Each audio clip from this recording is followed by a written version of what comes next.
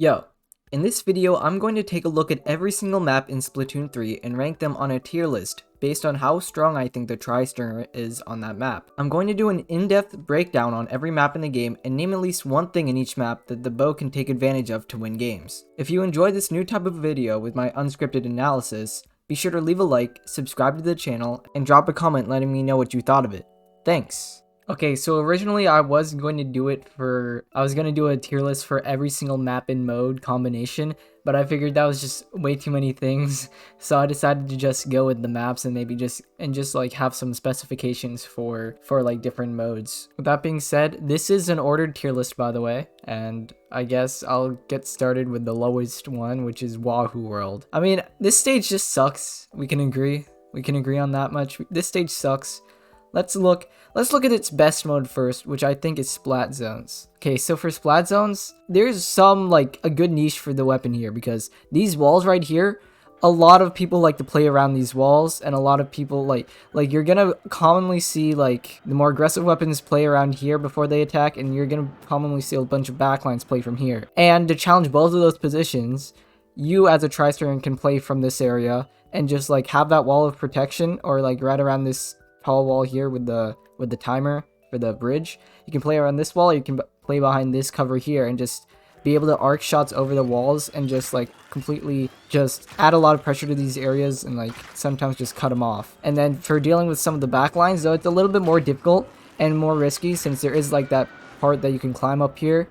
Sometimes you're gonna be able to position yourself on the glass and then play around this wall here, this barrier here, and then challenge the back lines. It boils down to, there are good positions where this weapon can just like endlessly put down pressure on very key areas on the enemy, and that's what makes it a decent map for this weapon. And that's basically going to be the theme for most of the maps for the Tri-Stringer, which is why I think it's really map dependent, is because like how much value you get on this weapon compared to if you wanted to play like an Explo or a Charger. Like, it doesn't paint very well compared to Explo, so you're really going to need to rely on just like having endless pressure on really key areas of the map. And you also need to be able to have good cover to counter those Chargers.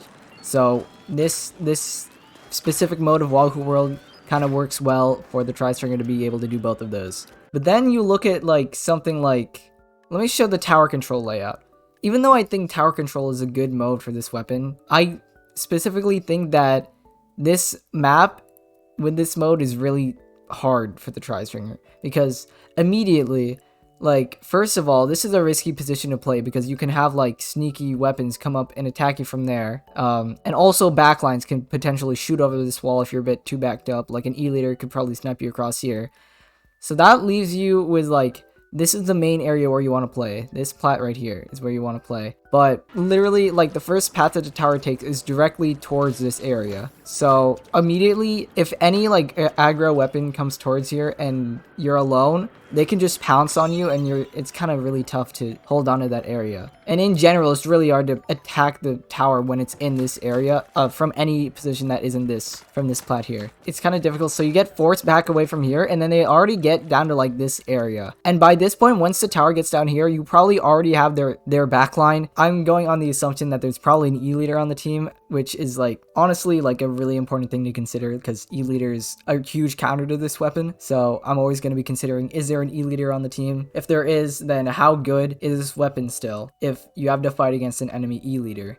So if there's an E-liter positioned in mid, they literally watch so much of this area already. You can barely get away with anything from here. Like, there's barely any cover you could safely take where you can attack the tower and not get shot by the E-liter. Because you already have like also a bunch of people probably fighting in these areas, like in this lower area here. They could be pushing you. When the tower's in this area, you will be challenged by the short range. And then when it gets to down here, you will be challenged by the long range. And you basically have no safe position to just spam on the tower. You really can't stay for long because either the E-liter is going to pick you off, or a short range weapon can just very quickly push you out. Like the bridge, if they're trying to push for a clam there, or like push the Rainmaker there, or if they're going over glass, there's not many places where you can safely challenge that area of the map. Let's go back to here. Like, if you want to challenge this, Where do you play as a tri-stringer that isn't going to be covered by a backline that's near them? Maybe here, but then you just get like bombed out or something. Maybe here, but also if there's an E-leader, they will outrange you. It's just gonna be really tough. Like, you're fully exposed from up here, basically. So yeah, I don't like using tri-stringer on this map ever. Unless it's splat zones. Splat zones is like the only excusable place to use tri-stringer. Okay, next up, struggles a bit tier. This is still kind of in the realm where I would recommend you pick a different weapon, but you can maybe make it work. It kind of depends though. Generally speaking, this weapon's alright at attacking. It's pretty solid at attacking because it can challenge the snipe area from mid pretty decently. Like, it can arch over shots over the snipe area pretty good, and it'll just push some chargers away because the chargers will have to get close to the ledge to be able to aim down at you, and then you can still reach them even farther away. So that's the advantage you have there. And you can also miss that off pretty easily because it's a small area that we're talking about here. Yeah, basically if you're playing on the offense with the tri-stringer, you can maybe if your team's like already pushed up around here or something, or like most of the enemy team is down and you have some free space, you can probably play around mid pretty well, and you can pressure this small snipe area really well. If there's like a sniper that's trying to pick off people and they're not fully focused on you, you can get them away pretty quickly. And also dealing with like anyone trying to attack from the sides, not super hard to deal with anyone coming out from the side unless the enemy already has a good decent control of the zone and they're like trying to attack in from here. That's when it can become a little bit problematic. But in general, like holding the mid area and like a little bit deep in their spawn isn't too hard for this weapon. But the real problem comes when the enemy has the advantage. Like, imagine this is like the line of scrimmage right here, and your team is still trying to fight out of this small choke area. It's gonna be pretty difficult because you can't do much on your own from here. Like, the only safe place you have is this tiny little snipe area, and like I said, for like if you were playing on attack, you can challenge this area pretty easily on the enemies, but that also means the enemies can challenge you pretty easily as well. So if you just stick in that area for too long, you're gonna get dealt with and you're gonna basically not have a lot of impact. It's hard to hold on to this area alone, and then if you have like someone sneak up and get into this, it's just so difficult to deal with them because they have so much more space now, and you only have like this much, and you have to fight on equal level with them with this little area that you have nowhere else to back up to, because as soon as they get up to here, this is your only way back up. If you're out here, you have nowhere to go back to, so you basically just have to jump out, and then when you jump out, they have full control of this now, and then when they get up here, it's basically game over. It's just so hard to get out of this, to get past this line as a tri-stringer. If you have like at least two aggressive weapons posted up here, it's really hard to get out of this position, especially like alone. If you can get some teammates to pick it off, then obviously that works, but that wouldn't make the tri-stringer good, obviously. Moving on to does alright. These are just like the average stages, I'd say. Nothing like too standout-ish. There's some pros, there's some cons. Generally about equal. If you want to play the tri-stringer on these maps, you can play the tri-stringer. So at the bottom of this one is going to be Mahi Resort. This stage also sucks. What the tri-stringer does have going for it on this map specifically is, well, it's a few modes where it's good. First of all, let's look at the best mode for it, I think, and that is splat zones. This is honestly really good for this weapon because you can stand from this area and cover a solid part of the zone and like challenge people that are enemies that are trying to fight here, enemies that are trying to sneak around the bumpers and hide around here. You can deal with them pretty well from this position. And then when you have like this area cleared out, you can jump onto here, and then it's just so many more options that you have. This tiny piece of cover, you can play around this a lot. The thing is, like, if you get spammed out, that means that they're pushed up here, and if they're pushed up here, you can play back here. So basically, once you have control of that area, you stand up here, and you can challenge here, this enemy tower thing. You can challenge here, you can challenge here, you can challenge, like, back here. It's just, like, this is basically, like, the reign of everything that you can control. And I think there's also a bumper here that enemies will try to, like, play around a lot to try and get back in. You can shoot behind that, too. So basically, there's almost like nowhere where anyone is safe from you. As long as you get onto this point and can hold onto it while your team is like playing in front of you, you can cover basically anything here. Even if an E-liter wants to snipe from here, you can reach them. If a Splatling wants to play from this post here, you can shoot them.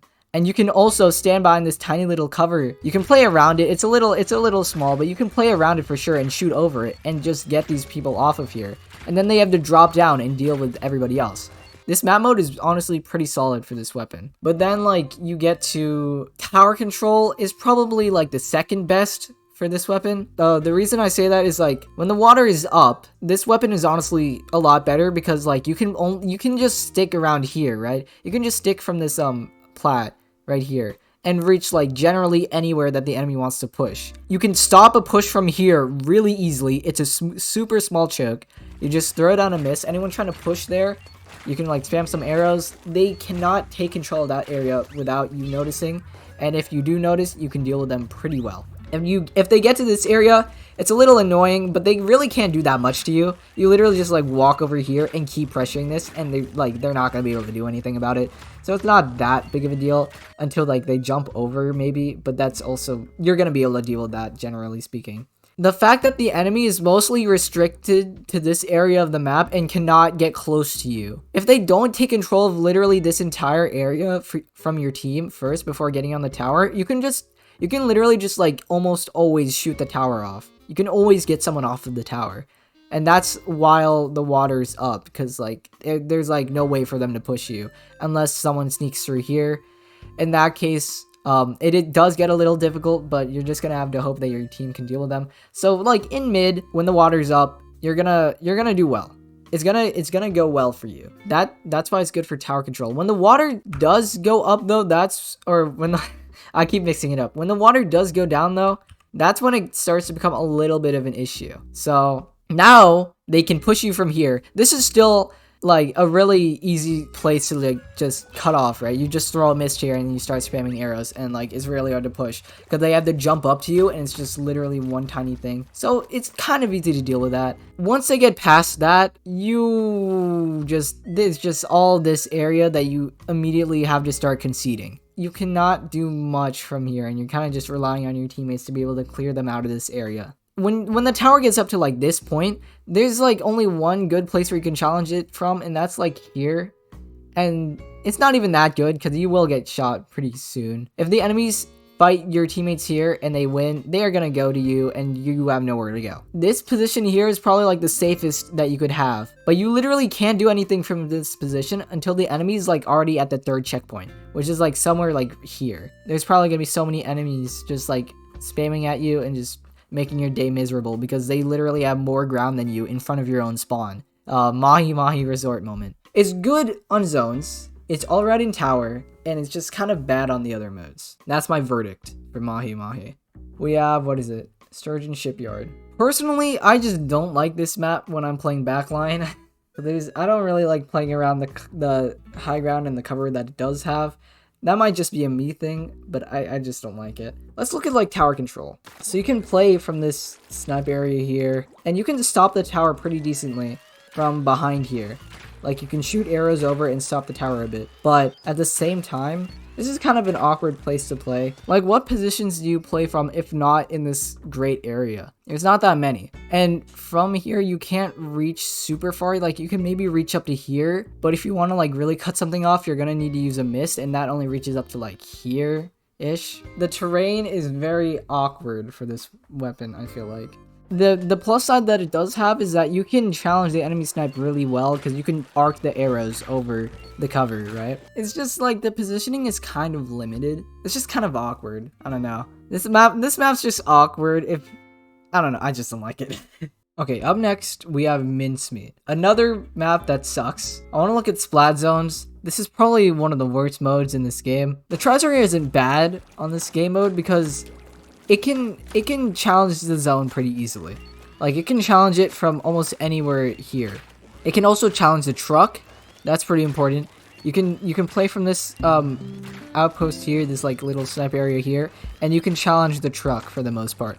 It's pretty nice. And if you get on your truck, you can also like fight against hydras because you can slightly outrange them, even like chargers, even like splat chargers, if you can very slightly, like you can challenge their range. E-liters, that's where it gets difficult. Dealing with E-liters on this map is just so hard, because I mean E-liters are just broken on Mincemeat. I mean, we all know that. And that's no exception for the Tri-Stringer. It's really hard to deal with E-liter on this map, and that's a big setback for it. But this map is pretty nice for Tri-Stringer. Like, if we go to maybe like tower control, throughout this entire pathway, you can play from here and not get challenged super easily. Like, you are pretty safe. Like, there's not many ways for the enemy to get on to your level. So for this entire time, you can actually challenge a tower as it goes by pretty easily. And you do have this tiny little cover to play around. If you have to deal with like a charger, it does definitely helps a bit. If it wasn't for E-liters being so good on this map and also being a direct counter to Tri-Stringer, then this map would probably be higher on the tier list. But since E-liter is broken on this map, yeah, it's gonna sit right here in the middle. Okay, next we have Mako Mart. Mako Mart? Mako Mart. We have Mako Mart. I don't know why I said it like that. Once again, I want to look at tower control, because I think this is the best mode for this weapon. If this is the right... Oh wait, this is Splatoon 2. Oh, I just closed it immediately. Okay, this is Rainmaker. Holy shit. Okay, tower control. This is a pretty good map for Tri-Stringer. Well, it's alright. There's some things that I don't like about it. But for tower control specifically, I think the Tri-Stringer is really good on this map mode, because all of the checkpoints are very easily contestable. Like, you have a checkpoint right here in this low area here. You can literally just like spam arrows super easily from here and just like get anybody off. Like, the big issue is if you have to deal with like a blaster or maybe like a slosher down here. Usually a blaster though, like a range, is gonna cause you most of your issues down here. You might have to deal with like a charger positioning themselves on the left stack here. But other than that, you can challenge this checkpoint for a long time, or like enough to get people off periodically and just like stall that checkpoint for a long time. And if they do get past that, assuming they get past that, the enemies probably have control of this area pretty decently, so you will probably have to back up from your snipe most of the time. But even then, like, the next checkpoint is right around here, and you can challenge it from here. You can directly shoot arrows on the tower from here. If they're focused on fighting ahead, you can shoot here, back here a bit. You can even like shoot from here if you want to climb up here and do that. Like, there's a lot of area where you can challenge this checkpoint. And you can also play around a sniper that might be on here because of all the cover that we have right here, right here, right here. You can play around all of that and shoot over it maybe to just like at least damage the charger a bit, or like any backline for that matter, and just discourage them from holding that position for too long so that you can let your team push up on that space. Another thing I want to point out with this map is that when you're going on offense, or like if you're not playing from the snipe, because honestly you're gonna have to play from a lot of positions that aren't the snipe, you're probably gonna play on this one of the stacks. And if you're playing on the right stack, challenging all of this is actually really nice for you. You can reach basically all of this, even like behind here. I know that there's modes where it's like there's a lot of cover along this stretch here, and a lot of like shorter ranged weapons, like mid-ranged weapons, are gonna want to play around here to challenge this lower area. You can just arc your shots or just like spam arrows at them and get them away, or even one-shot them. It's just very easy to deal with that. And then you have this top area, which you can also spam. You can whale that as well to like push maybe a sniper away. There's like a decent amount of areas where you can play around. But then you have to fight in mid here. Like, if the line of scrimmage is like along this, it's just it's a little awkward, because if it's like, you can get flanked from the left side here, and then you just get pushed out really easily. Because this is kind of just like an island. There's not many places where you can retreat, except for maybe back here. This is like the only safe place to retreat, and then you have to rotate all the way back up to here, which is your only other safe place on the map if the enemy has decent control of mid. So yeah, basically, offensive, it does pretty well. Defensive, like far back defensive for tower control specifically, it does pretty well. But like, having to challenge in mid, when you have to position yourself in the middle area itself, like back around here, it's a little bit more difficult, because there's not many places where you can play from there. It's a lot more limited, basically. And also another thing is, when you're playing on the stack, there's generally less cover. So if you have to push into an E-liter or really anything else that can challenge your range, it's going to be a lot more difficult than if you were able to play around this area here where you have a lot more cover. Okay, moving on. The highest one in this tier, we have Eeltail Alley. I think depending on the map layout, this weapon can be pretty decent. One thing I want to address is splat zones, because on one hand it does its job pretty well, and on the other hand it cannot do much. It really depends on what you have to be able to do. So like if you're trying to support teammates and taking their fights on the zone, you just get up on this overpass part. I don't want to call it bridge because people really like to call this part bridge, and I like it's kind of also the bridge, but it's like a different area, whatever. But if you stand on this area, you have really nice coverage of this entire mid, and that goes for all of the modes really. Like let's look at Clam Blitz for once. I mean, we just looked at Clam Blitz, but whatever. Like, you have good coverage of basically all of mid from this bridge area, and you're gonna play from this area a lot. You will basically just be God striking down on people from this super safe area. This super safe area that's like there's no connection here.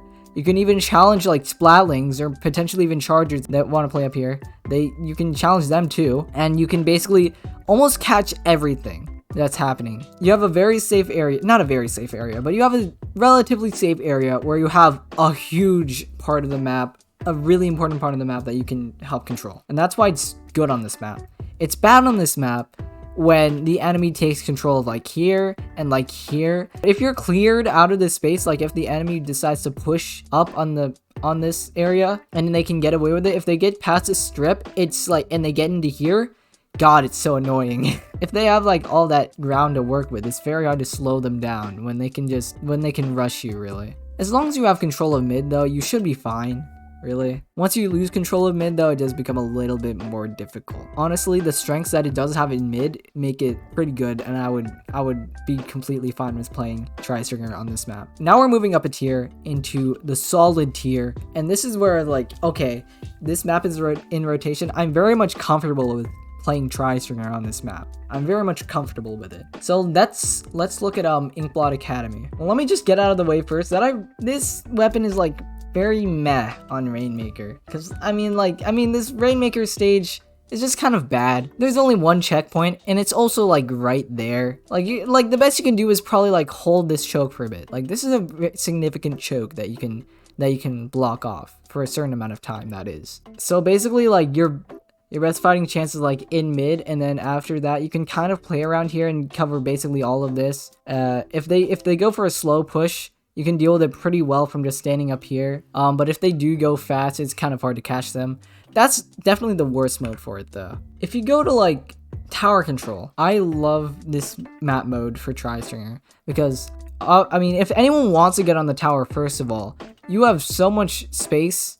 Like you are so free to just shoot the first person that gets on that tower, unless like the enemy is literally like already here, already ready to, like two people already ready to push you out of here. Even if they don't want to get on the tower yet, you can still challenge behind it.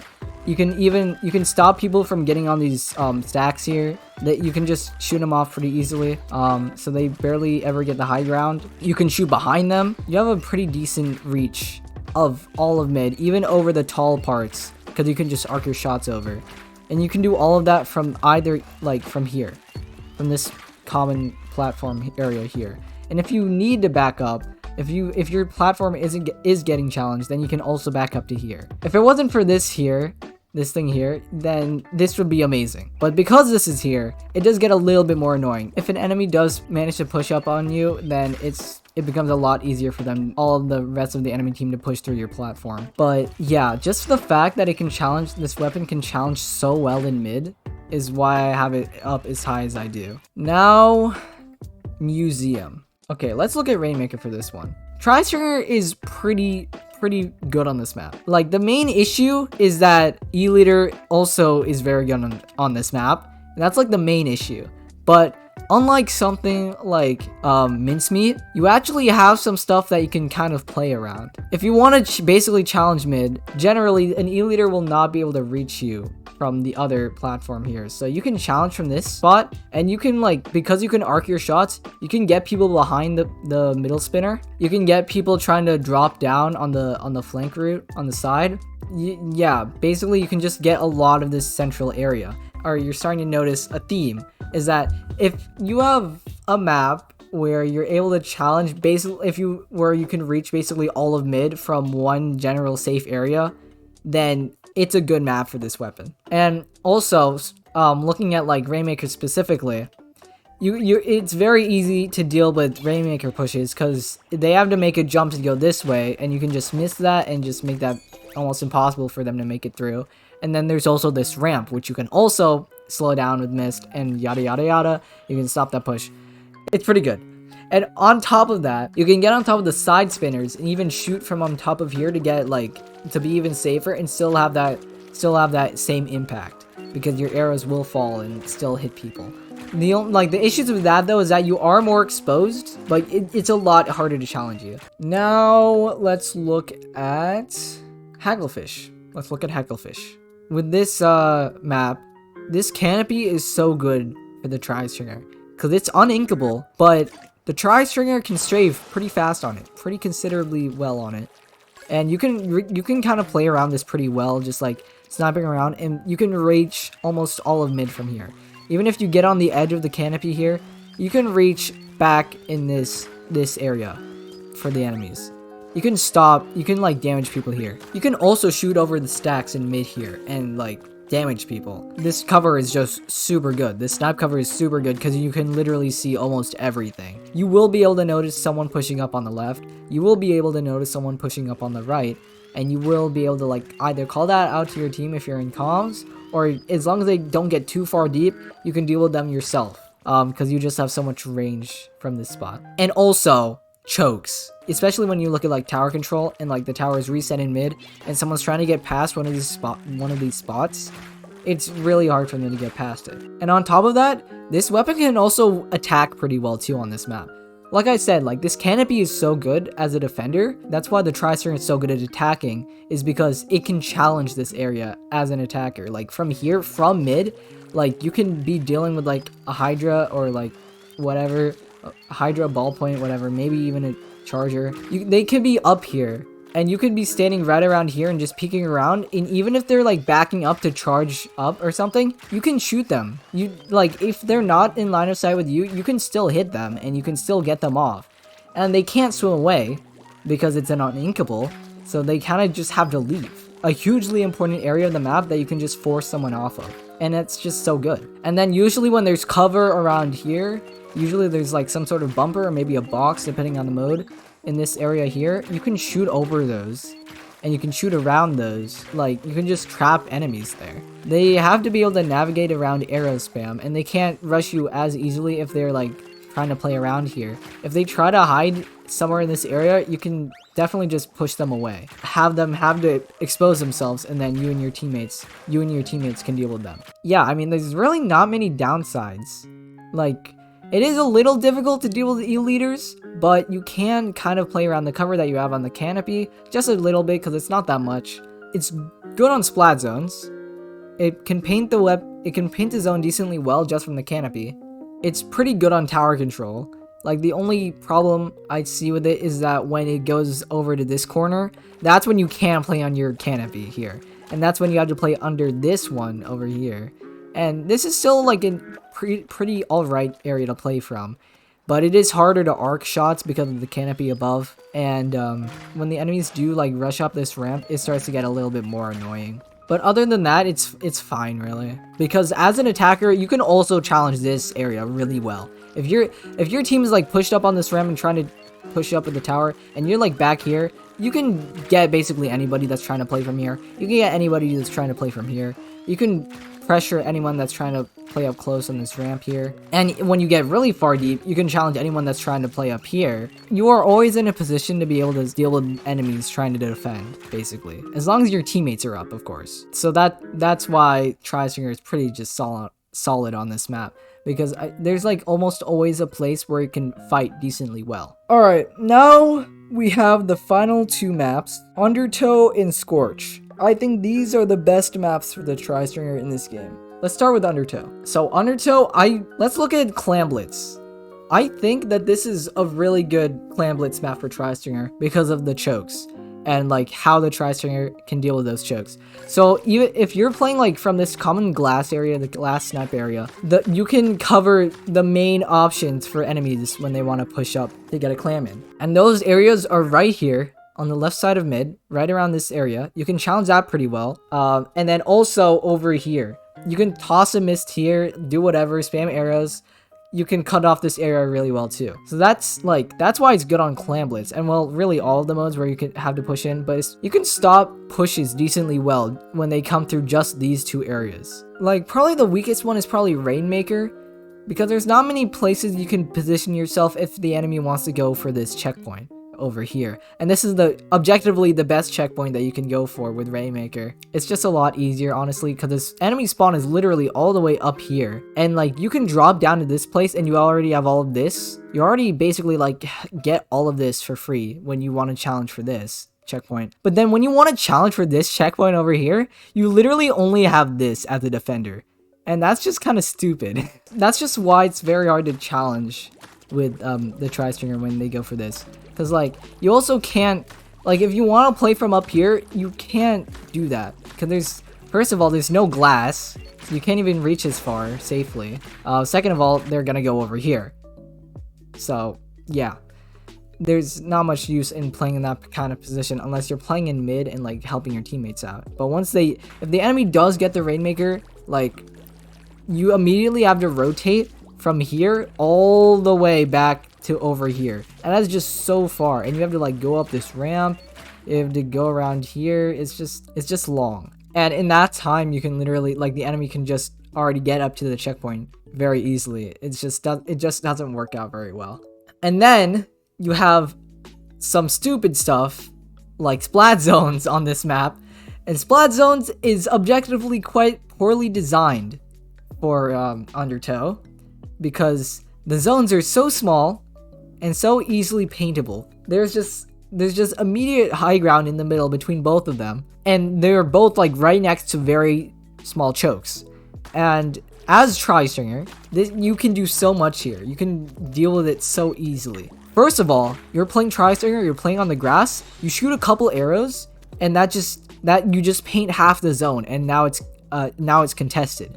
Just completely safely, literally takes like 2 seconds, and you're contesting the zone here. If anyone on the enemy team wants to go back in to paint it out, they will either probably come through this middle, go up here on the mid area, and you can spam the arrows on that and pressure that, or they will go through like this lower choke here, and you can challenge that too. Like you can literally reach like everything on this side of the map from the glass. And then you can like, if you want to position from like under this area, like this court area here, you can challenge here, and you can challenge a bit of here if they want to push up. Like it's just like this mid is just a huge choke, and that's what makes the Tri-Stringer so good on this map. That's part of why it is. Like for Rainmaker, like obviously while you're fighting around it, it's pretty good while you're fighting around mid, but once the enemy breaks through and like they have all of this spawn to navigate, like all of this side of the map to navigate, it becomes a lot harder to like stop people. If you have to stay in mid, which you have to do in splat zones, like you can just always shut down this specific choke, and you will be able to get away with it relatively safely, because like who's going to challenge you here consistently other than like people that are able to get close enough to spam bombs on you? That's really the best that they can do. And it's just really annoying when like as an enemy, if like literally every 5 seconds you have to deal with someone that can just paint one of the zones for free, or just like contest it for free every single time, and also kill you and trap you if you try to take it back, like that's annoying. I mean, that's hard to deal with. You can also fight in mid decently well once you have control of this. The enemies do have to go through this entire choke area to get to you.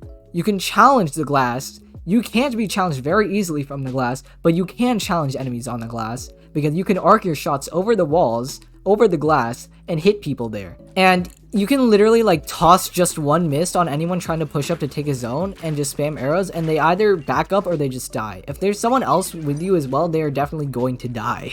Enough about splat zones on this map for Tri-Stringer, which, I mean, yeah, it's really good. Let's look at tower control.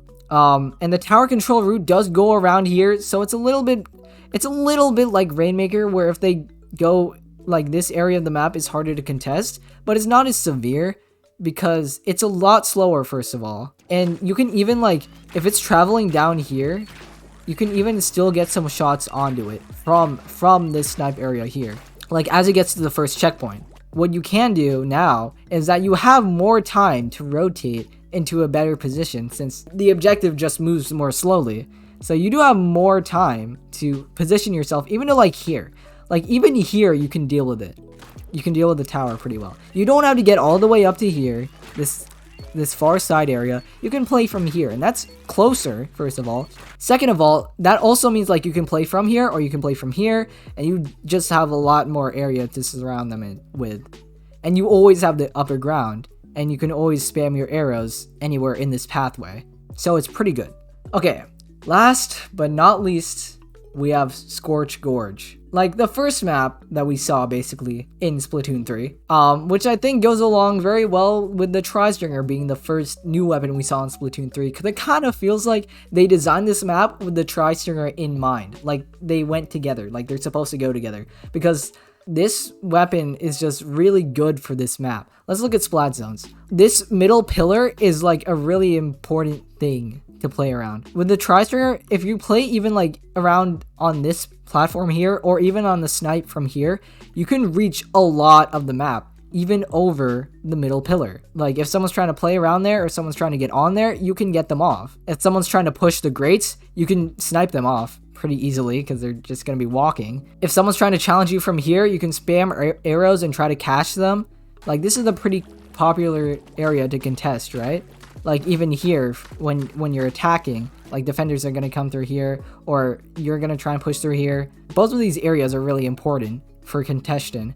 And if you're playing from here, you can challenge this really well. If you're playing from here or here, you can challenge this area. It's a little bit closer, but you can challenge it pretty well. And if you're playing over here, which is also a really good spot, you can challenge all of this. So basically you have all of this area that's safe for you, and you can challenge all of this area, which is really important to have control of. Tower control, it is kind of just a little awkward, because now you have a lot less ground to work with. It's a lot more dangerous to play over here, but you still have all this ground where you can get people off of the tower, and that's still really solid. Even now that it's lower, you have so much space here that you can just help any teammate that's trying to take a fight within your range. Like if you're playing from like here, around this cover here, and you can basically help anybody that's in that radius. Let's go back to splat zones. If you do get control of this mid area and you have control of the zone, you can do so much from here.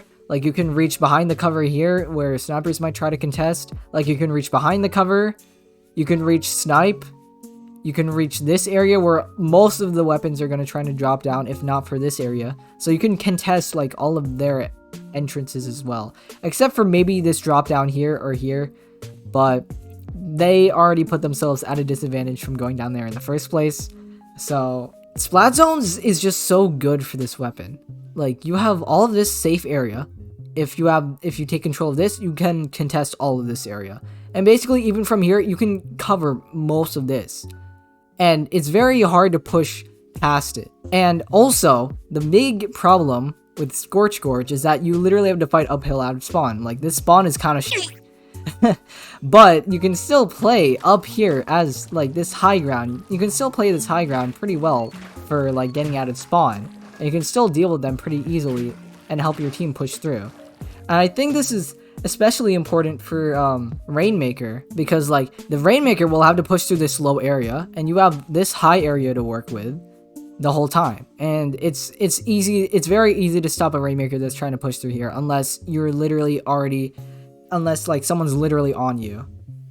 Like you have like two people spamming bombs on you, or like you have a long range weapon directly pressuring you. You really don't have to deal with the problem of having to fight up back out of spawn usually. In every mode, Scorch Gorge is just kind of solid. It can reach almost all of mid, and it can play around its cover really well, and it can just support a lot of space, and it can't get contested very easily. And that's why I think it's so good for this map. So yeah, I think that's my whole tier list. Anyways, hope you enjoyed. Subscribe to the channel, and see ya.